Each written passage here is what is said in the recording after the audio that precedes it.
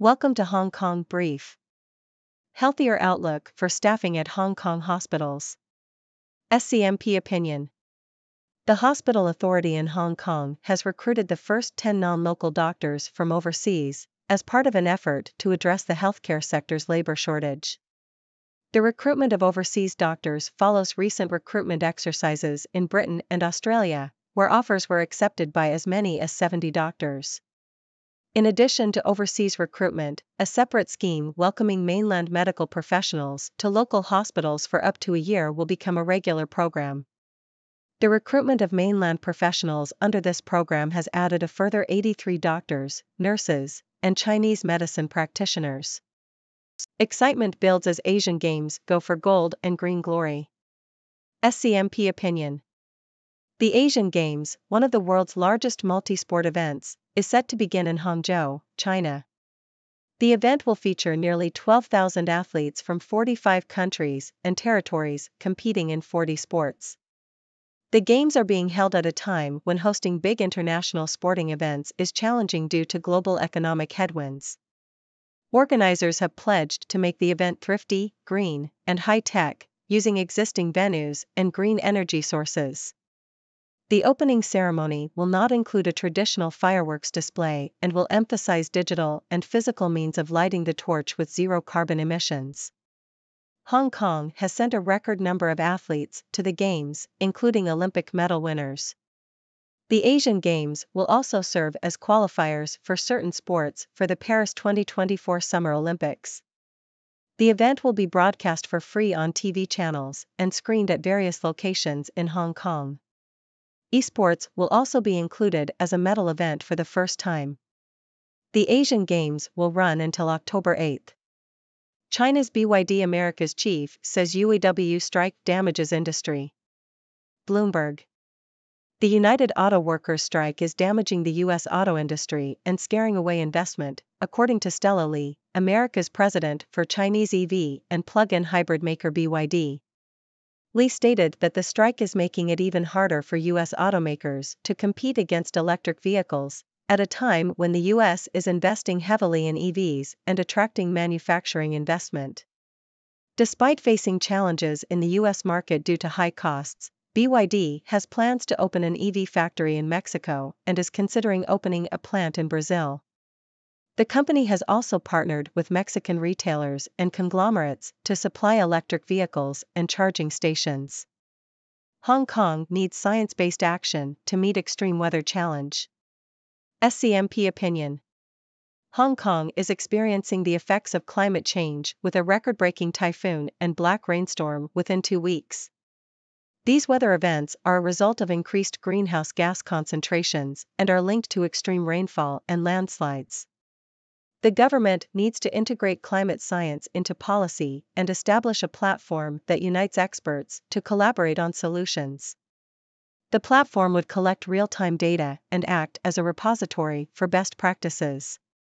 Technologies such as green roofs and permeable pavements should be employed to manage stormwater and reduce flood risks. A data-driven, science-based approach is needed to enhance weather warnings and public trust in these systems. Stronger investment curbs are needed to counter China, McCall says. Bloomberg. House Foreign Affairs Committee Chairman Michael McCall is calling for tighter restrictions on U.S. firms' investment in China beyond those proposed by President Joe Biden. McCall wants to impose sanctions on individual Chinese firms involved in defense or surveillance efforts and strengthen a Senate-passed measure that requires firms to notify the government about investments in high-tech sectors. He believes that the recent breakthroughs in Chinese technology have highlighted the need for stronger controls. McCall's comments come after Huawei Technologies showed it has been able to partially overcome U.S. sanctions and make tech breakthroughs. Why foreign powers find it so easy to harass their critics in Canada. Washington Post. Foreign governments are increasingly targeting their expatriate critics in Canada, according to analysts. With a growing immigrant community and a lack of national security strategy, Canada is seen as an easy target by autocratic foreign governments. The country's diaspora communities have long warned about the harassment and intimidation they face, but Canadian authorities have often failed to offer protection or take their claims seriously. China has been accused of mobilizing students to surveil its critics in Canada, while Saudi activists have vanished after visiting the embassy in Ottawa. Iranians have also reportedly been monitored and followed by agents outside their homes and at protests. Callum Ah-Chi on the cusp of 141-year first for football's Chinese-Australian community. ABC. Brisbane Lion Callum Ah-Chi could become the first Australian man with Chinese heritage to win the AFL Premiership. Ah-Chi's great-great-grandfather, Owen, was a Cantonese immigrant who helped found the town of Derby, Western Australia. He married an Aboriginal woman, and their descendants include AFL players Brendan and Callum Ah-Chi. A new book, Celestial Footy, explores the history of Chinese-Australian football pioneers, including Ah-Chi's ancestors. The book also highlights the long tradition of Chinese Australians playing Australian football, with Chinese miners and market gardeners playing football in Ballarat in the 1890s. Abolish the ATAR, make teachers repeat, the big ideas to shake up our education system. The Sydney Morning Herald. Education experts in Australia have proposed several radical ideas to improve the country's education system. One suggestion is to abolish the Australian Tertiary Admission Rank, ATAR, a ranking system used by universities to select students. New Zealand abolished its tertiary entrance rankings in 2004, resulting in higher high school retention rates and improved student outcomes. Another idea is to increase class sizes slightly to allow teachers more time for professional learning and preparation. Research suggests that small changes in class sizes do not significantly affect student learning. Experts also recommend implementing looping, a practice where teachers stay with the same students for multiple years. This approach has been found to improve student-teacher relationships and academic achievement. Other suggestions include streamlining curricula to focus on deep conceptual understanding rather than memorization of facts, incorporating gaming into the curriculum to enhance student engagement, and establishing an independent body to review and evaluate curriculum materials to ensure high-quality instruction. Can do or can't? That's the big question as SNC-Lavalin's CEO pushes toward a nuclear future. The Globe and Mail. Montreal-based engineering company SNC-Lavalin Group believes that the revival of the nuclear industry could turn the company into a global energy force. CEO Ian Leslie Edwards notes that many of the world's nuclear reactors are nearing the end of their lives and need replacing, creating a market for as many as 1,200 new reactors.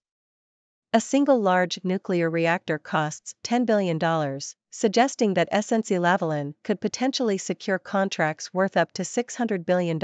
Edwards believes that CANDU, the company's nuclear technology, is competitive and sees nuclear energy as a vital part of the global transition to a net-zero emissions future. Rishi Sunak's green policy shift is the beginning of the end for net zero. Telegraph. Chancellor Rishi Sunak's recent announcement on the UK's net zero emissions policy has led to a change in political discourse on climate change, particularly within the Conservative Party. The unexpected Tory victory in the Uxbridge by-election highlighted the public resentment towards the cost of climate change measures, such as the replacement of oil boilers and petrol and diesel cars. Sunak's announcement aims to address these concerns by suggesting less costly ways to achieve the net zero goal. While critics argue that the changes do not go far enough, they create a dilemma for opponents of the net zero consensus, who risk alienating voters by opposing measures that alleviate concerns over the cost of motoring and heating. However, the changes may have broader implications, as they challenge the long-standing consensus that cost should not be an issue in climate change policy. Sunak's focus on cost highlights the fact that green energy alone is unlikely to achieve the required emissions reductions and raises questions about the feasibility of the net zero target. As the politics and economics of climate change, so too will business, with companies like BP hedging their bets by emphasizing the role of renewables alongside fossil fuels. Ultimately, the success of the net zero target depends on the cooperation of major emitting countries such as China, Russia, and India, who currently have no plans to meet the 2050 goal. Free climber scales cheesegrater skyscraper in central London. Telegraph. A man has been arrested after free climbing the Leadenhall building in central London. The man was seen scaling the 738-foot structure without the use of a harness or rope, and footage of the dangerous stunt was uploaded online. The Leadenhall building, also known as the cheesegrater, is made of glass and steel and has a distinctive slanted shape. Free climbing has become increasingly popular in recent years, with climbers attempting ever more daring feats to gain online fame. Last year, a climber who scaled the Shard in London was given a suspended prison sentence. As easy as ordering pizza, how Gen Z is shifting the debate over fakes. The Sydney Morning Herald. The demand for replica designer bags, known as dupes, is on the rise among younger consumers, driven by factors such as the high price of authentic luxury goods, the improved quality of counterfeit products, and the ease of purchasing fakes online. Platforms like D-Gate allow consumers to buy replica bags for a fraction of the cost of the real thing, making them more accessible to a wider audience. In addition, the stigma once associated with owning fake designer bags is diminishing, as many younger consumers no longer feel ashamed to carry replicas. Gen Z, in particular, is reshaping attitudes towards counterfeits, with 37% of U.S. respondents in this age group saying they are willing to wear counterfeit items. Counterfeit bags are produced in various ways, including factories in China's Guangzhou province that use prototypes to produce copies and dark factories that work alongside legitimate manufacturers. However, the theory that luxury brands themselves are involved in the production of counterfeits is unlikely, as these companies are in the business of destroying bags they don't approve of. The quality of fake bags, especially superfakes, has improved significantly in recent years, making it difficult for experts and consumers to distinguish between real and counterfeit products. While owning a fake bag is not illegal, selling fakes is considered a serious offense. Counterfeit goods are often used by criminal organizations to fund illegal activities, and they can also pose risks to consumers, as they are made using exploitative labor and low-quality materials. However, it is unlikely that individuals would be pursued by police or luxury brands for buying or carrying fake bags. The legal system can be expensive and time-consuming for brands to navigate, making it difficult to successfully prosecute counterfeiters. Additionally, counterfeiters are adept at exploiting legal loopholes to evade detection. Dissident who held Tiananmen Square vigils flees to Taiwan. The Guardian. Chinese dissident Chen Ximing has fled to Taiwan after facing persecution from Chinese authorities for commemorating the Tiananmen Square protests. In a video posted online, Chen pleaded for help in seeking asylum in the US or Canada, and said that the Chinese police had become increasingly cruel and detained him without following legal procedures. Chen told the Associated Press that he had left China on July 22, but did not explain how he was able to reach Taiwan. He has been detained by police each year since 2017, primarily for his annual Tiananmen Square commemorations. It is unclear whether Taiwan will help Chen seek asylum, as the country does not have a formal refugee policy. CGen, Activision Blizzard rise, Scholastic, Natural Alternatives fall, Friday, September 22, 2023. Associated Press. Shares of Scholastic Corp. SCHL fell after the book publisher reported a larger fiscal Q1 loss than expected. Activision Blizzard Inc. ATVI rose after UK antitrust regulators gave preliminary approval to Microsoft's buyout of the video game maker. CGen Inc. SGEN rose after giving an encouraging update on a potential treatment for bladder cancer.